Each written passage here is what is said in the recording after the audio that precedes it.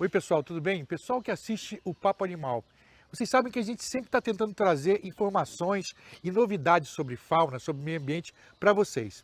Então hoje eu resolvi fazer uma coisa muito legal, porque hoje eu estou aqui no Parque Municipal Quinzinho de Barros, o Zoológico de Sorocaba, um dos melhores zoológicos do Brasil. E qual foi a minha intenção de ter vindo aqui? Mostrar para vocês que estão assistindo o Papo Animal um pouco sobre a fauna que ocorria originalmente aqui na região de Itu, região de Sorocaba, nessa região aqui do estado de São Paulo. Para quem não sabe, no Brasil nós temos 4 tipos básicos assim de vegetação ou de biomas. Nós temos o bioma da Caatinga, que é representado por solo arenoso e predominância de cactáceas, de plantas espinhentas e tal, porque é um ambiente mais seco, que parte do ano fica sem folha verde nenhuma e tal, que é a Caatinga. Aí nós temos o segundo bioma, que seria Mata Atlântica, que todo mundo conhece, está em moda, todo mundo fala da destruição da Mata Atlântica, enfim. Nós temos a floresta amazônica e nós temos o cerrado.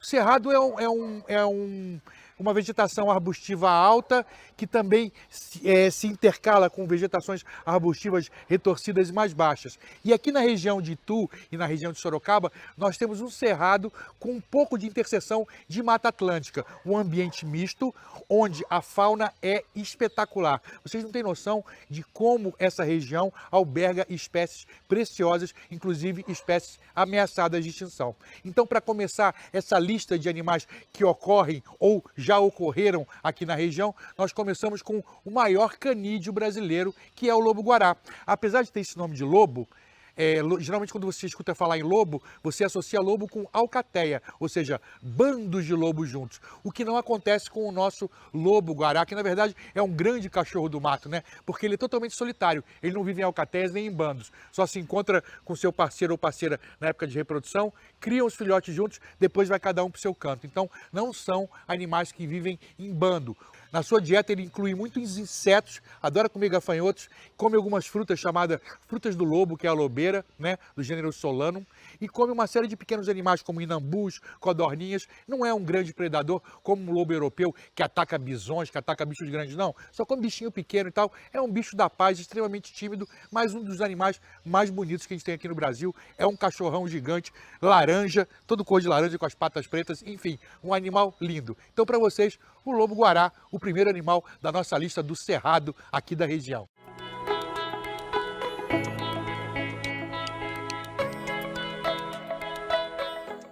Bom, pessoal, a gente viu o lobo-guará e a gente sabe que é uma espécie hoje ameaçada de extinção e cada vez mais rara aqui na região em função de destruição ambiental, desmatamento, poluição, crescimento das cidades, enfim.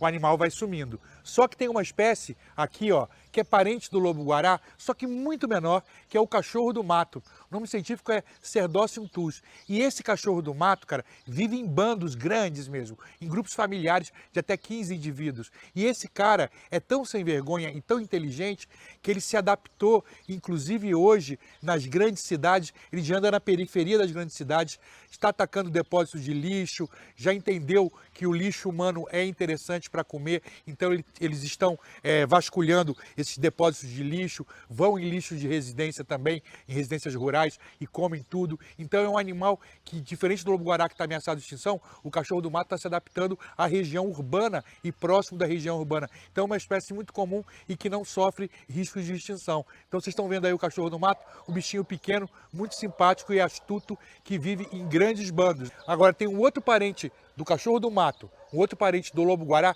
que é a raposinha do campo, que só vive no cerrado mais florestal. Ela não gosta de viver em ambientes próximos de zonas urbanas e é bem mais rara do que o cachorro do mato. Porém, não é ameaçada de extinção também. Aqui, ó, dá uma olhada aqui na raposinha do campo, como ela é parecida com o cachorro do mato.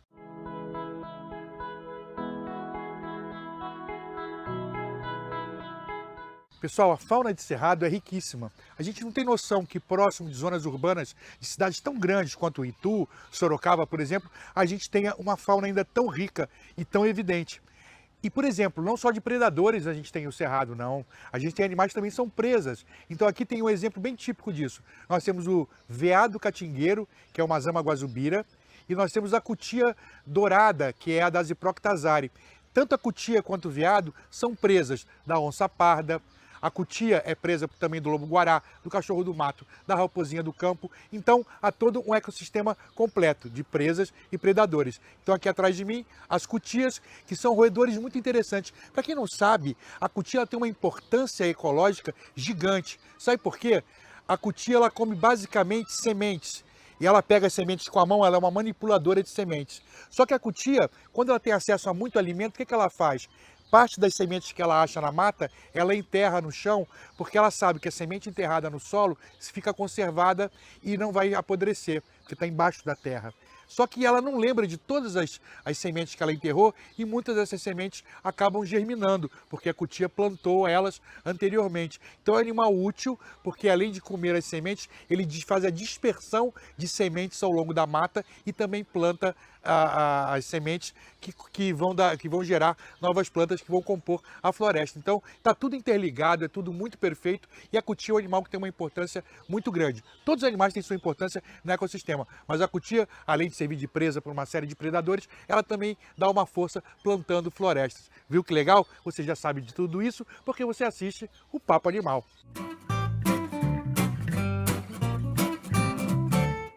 Pessoal, tem muitas espécies de animais que existem aqui no Brasil que eu tenho certeza que a maioria das pessoas desconhecem totalmente. E um deles é esse aqui, ó, Irara ou papamel. O nome científico é Eira bárbara.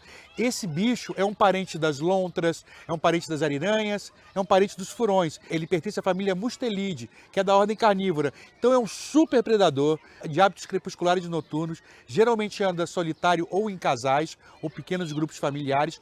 E ela sobe muito bem em árvore, entra em buraco, ou seja, é um animal que ocupa todos os nichos. Ele consegue predar no solo, ele consegue predar em galerias subterrâneas, ele consegue predar no alto das árvores e ainda entra na água também para comer caranguejos, anfíbios e determinadas espécies de peixes que ele consegue caçar. Então a irara talvez seja um dos animais que tem a maior plasticidade em termos de ocupar o ambiente. Ela ocupa árvores, ocupa solo, ocupa embaixo do solo e ocupa água. É um animal incrível e não é ameaçado de extinção, é até relativamente comum em quase todo o Brasil. Mas aqui na região do Cerrado Paulistano, nessa região aqui de Itu, Sorocaba e adjacências, ela ainda é comum e é uma grande saqueadora de galinheiros. Quando ela descobre um galinheiro num sítio ou numa fazenda, são inteligentes, aprendem a toda noite lá roubar ovos, roubar pintinhos e até mesmo galinhas adultas que elas caçam e predam com muita facilidade. Então tá aí para vocês um bicho que só anda no crepúsculo e na noite, que é pouco conhecido, mas é muito importante também,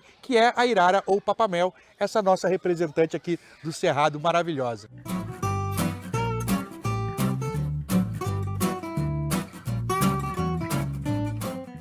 Pessoal, a grande estrela do Cerrado, o maior predador que a gente tem aqui na nossa região, não podia ser diferente, a onça parda ou sussuarana.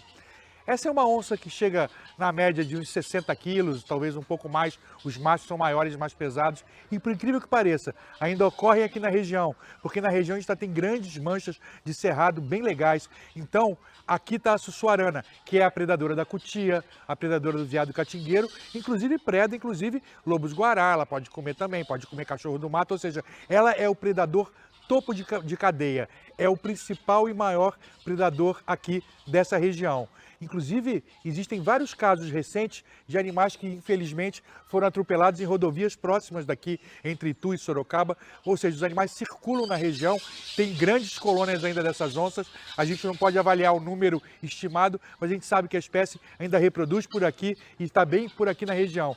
Então, só para vocês terem uma noção, que na região entre Itu e Sorocaba, você pode ter onças em natureza. Sim, pode, elas ocorrem. Por mais que o desmatamento esteja cada vez maior e as onças estão sendo pressionadas e aparecendo próximo das grandes cidades, isso é um fator ligado diretamente ao desenvolvimento, ao progresso e tal. A gente não pode ir muito contra, mas ainda existem regiões onde esse animal consegue viver de forma bacana e aqui é uma delas. Então é muito gostoso saber que nessa região ainda temos a onça parda ou a sussuarana, o predador topo de cadeia.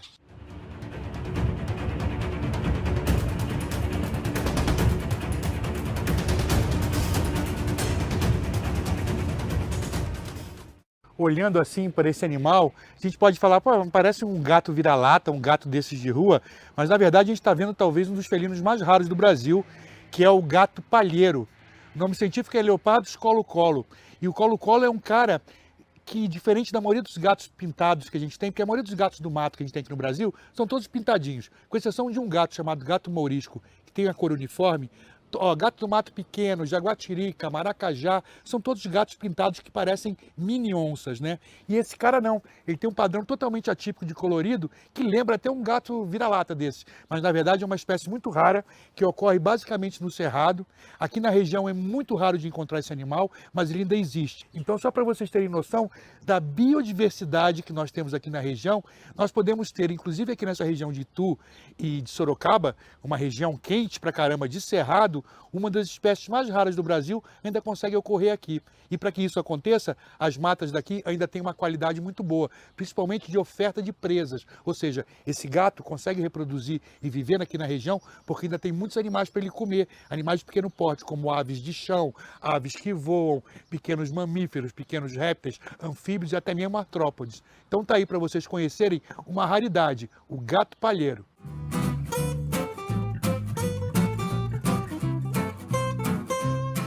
Como eu disse, o Cerrado tem uma biodiversidade incrível a nível de fauna, principalmente fauna de mamíferos, que a gente está falando agora, né? E nessa região nós temos 4 espécies de primatas, mas o mais comum deles é o bugio vermelho, que é o Alouatta clamitans, o nome científico dele. Vocês estão vendo bandos e bandos aqui. Apesar de a gente estar na área do Parque do Zoo de Sorocaba, esses animais vivem livres aqui, porque tem uma área de mata enorme.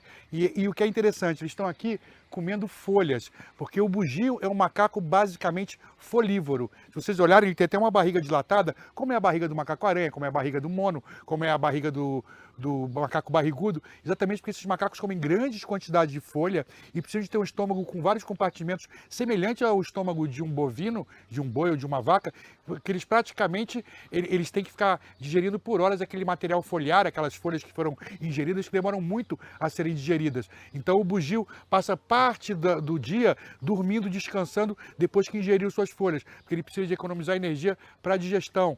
E as pessoas não têm uma noção. O pessoal olha macaco, acha que macaco come banana. E eu sempre falo, gente, banana é uma fruta lá da África, originária da África, ou seja, macaco da América do Sul nunca viu banana, a não ser depois da colonização ou em cativeiro. Então, não é alimento dos macacos, não é banana, em sim, no caso dos bugios, folhas de árvore, brotos, eles sabem escolher uma quantidade enorme de folhas que eles compõem na sua dieta diária, tá? Vocês já sabem disso tudo porque vocês assistem ao meu programa Papo Animal.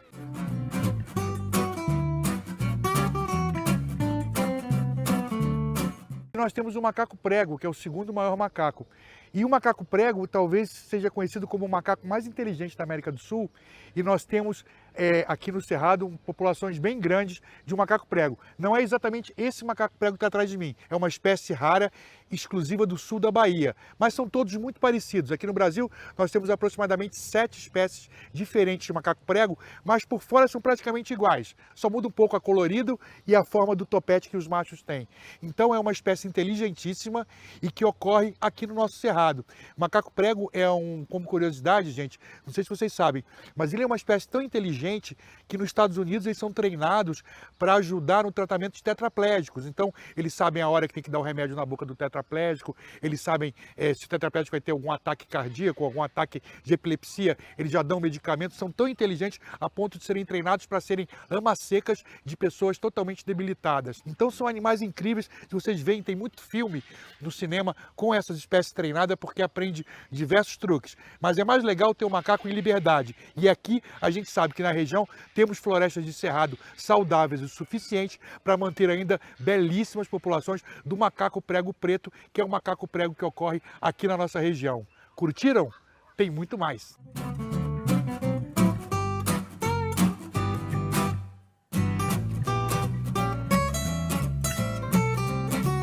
Você pode encontrar aqui, rara, mas que pode ser encontrada, é o gato maracajá. Nome científico, Leopardus vidi. Esse cara é um parente do gato palheiro, muito próximo, tá? E parente também não tão próximo da onça parda da suarana. É um predador também topo de cadeia. E tem uma diferença. A maioria dos gatos pintados que nós temos caçam no chão, são mais de solo. Já o maracajá, é porque não está dando para ver porque ele está meio preguiçoso. Mas o maracajá é o mais magro, o mais fino e o mais comprido de todos os gatos. Ele tem uma cauda enorme, muito comprida. Isso denota que o animal tem hábitos arborícolas ou hábitos arbóreos, vive no alto das árvores. Então é um gato basicamente arbóreo que caça basicamente aves. Então é um animal que se especializou em viver no dossel superior das árvores. Não é um gato que desce muito no chão. Mesmo assim, é uma espécie, infelizmente, ameaçada de extinção, porque tem uma velocidade reprodutiva mais baixa que os outros gatos e foi muito caçado por causa da sua pele. Então, nós temos várias espécies de gatos pintados pequenos. O maracajá é apenas um deles, mas nós temos outro gato pintado que é o maior deles. O maior gato pintado depois da onça pintada. Então, assim é o ranking de tamanho dos nossos felinos. Maior de todos, onça pintada, não ocorre aqui na região. Segundo o maior felino do Brasil, onça parda ou sussuarana, que é a nossa onça, que ocorre aqui. Em terceiro lugar, em termos de porte, é a jaguatirica, que é um grande gato pintado que um macho adulto pode chegar a mais de 15 quilos. E agora eu vou mostrar para vocês a jaguatirica, maravilhosa, linda, um super gato pintado que ainda ocorre aqui nessa região.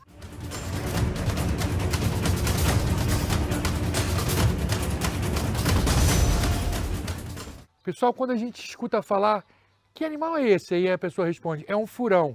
Já vem na cabeça da gente o ferret, que é aquele furão gringo que vem importado como animal de estimação que você pode comprar num pet shopping. Pois é, parente dele, da mesma família, a família Mustelide, nós temos no Brasil o furão brasileiro, que é um primo distante do furão que você compra como pet legalmente nos pet shoppings, que é importado castrado e tal, que é o Mustela putorius furo. Esse cara já é de outro gênero, é o gênero Galix. Aqui no Brasil temos duas espécies de furão, o furão e o furão pequeno, respectivamente Galix vitata e Galix cuja. Galix cuja é o nome científico dessa espécie que nós temos aqui, que é uma espécie de carnívoro de pequeno porte, muito comum no cerrado, inclusive da mesma forma que o cachorro do mato, já frequentando zonas urbanas, aprendendo a vasculhar lixão atrás de restos de alimento humano, ou seja, é um animal que está se adaptando a regiões degradadas e cada vez mais populadas com seres humanos. Um bicho que vive em grandes grupos familiares de até 20 indivíduos e eles predam em grupo, então se eles veem uma cobra ou um lagarto, eles cercam e tem toda uma estratégia de caça e caçam em conjunto e depois cada um pega um pedaço da presa e comem de acordo com a sua escala dentro da hierarquia do grupo. Se você é um macho dominante ou uma fêmea alfa, você come as melhores partes. Se você é um filhote subalterno, você come o que sobrar, se sobrar. É assim que é a hierarquia na vida social dos furões brasileiros. Curtiram? Tem muito mais aí.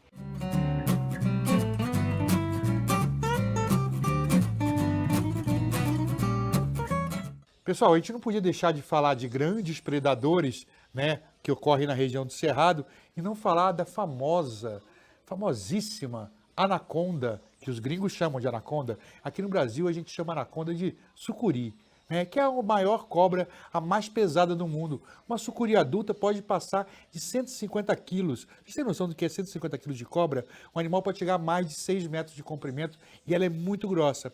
A sucuri tem uma particularidade. Ela é aquática, como vocês veem, ela está na água, né? Só coloca o narizinho para fora da água para respirar, mas é um animal que fica ali, na espreita, esperando entrar alguma capivara na água, esperando entrar algum pato grande, alguma ave aquática que esteja próximo do alcance do bote dela, porque ela não corre atrás das presas não. Ela fica lá enrolada, tranquila, embaixo d'água, só com o narizinho de fora. Se alguém passa perto, ela dá o bote, enrola, mata por constricção, porque é uma espécie não peçonhenta. Ela aperta o animal até o animal morrer asfixiado, não quebra osso, tem nada como essas lendas falam que a sucuri quebra osso, quebra nada. Ela mata a presa asfixiada e depois que ela vê que a presa morreu, ela ingere a presa.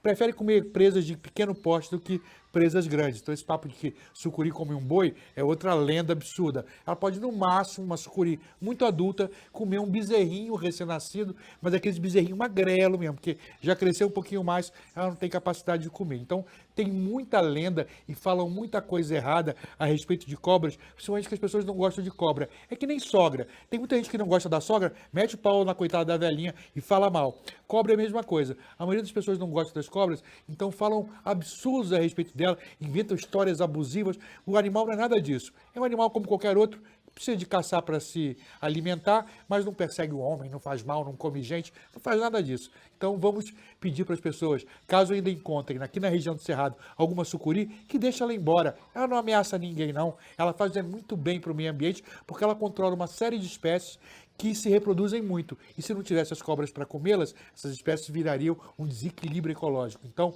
onde existe a sucuri, está tudo em equilíbrio, está tudo legal. Então, sucuri bacana é a sucuri viva. Vamos preservar as cobras, porque são animais extremamente importantes. E a sucuri não podia deixar de ser a mais importante do Brasil, por ser a maior cobra do planeta e a cobra mais pesada do mundo.